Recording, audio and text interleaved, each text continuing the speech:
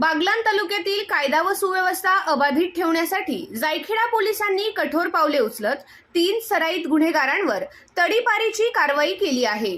या कारवाई अंतर्गत संबंधित तिघांना नाशिक जिल्ह्यातून 1 वर्षासाठी हद्दपार करण्यात आले आहे। गुन्हेगारी कारवायांमुळे परिसरात निर्माण झालेल्या तणावपूर्ण वातावरणाच्या पार्श्वभूमीवर पोलिसांनी ही निर्णायक कारवाई केली आहे। महाराष्ट्र पोलीस अधिनियम 1951च्या कलम 56(1) अंतर्गत ही तडीपारी करण्यात आली। तडीपार करण्यात आलेल्या आरोपींमध्ये अमोल सुरेश चव्हाण वय 25 वर्ष राहणार श्रीपूरवडे, राजेंद्र काशीनाथ साळुंके वय 29 वर्ष राहणार 4 फाटा नामपूर आणि सागर उर्फ भगवान अंबर सोनवणे वय 32 वर्ष राहणार जायखेडा यांचा समावेश आहे।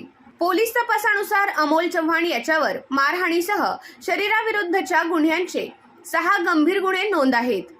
राजेंद्र साळुंके याच्यावर महिला अत्याचार, चोरी, जुगार व मारहाणीचे 5 गुन्हे दाखल आहेत, तर सागर सोनवणे याच्या विरुद्ध एकूण 7 गुन्ह्यांची नोंद असल्याचे पोलिसांनी सांगितले।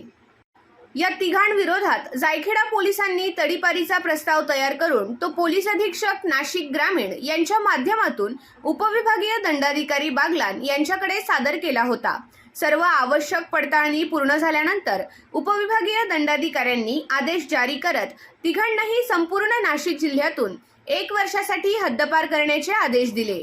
दरम्यान तडीपार आरोपी जिल्हा हद्दीत अथवा पोलीस ठाण्याच्या कार्यक्षेत्रात आढळल्यास तातडीने पोलिसांना माहिती देण्याचे आवाहन प्रशासनाकडून करण्यात आले आहे।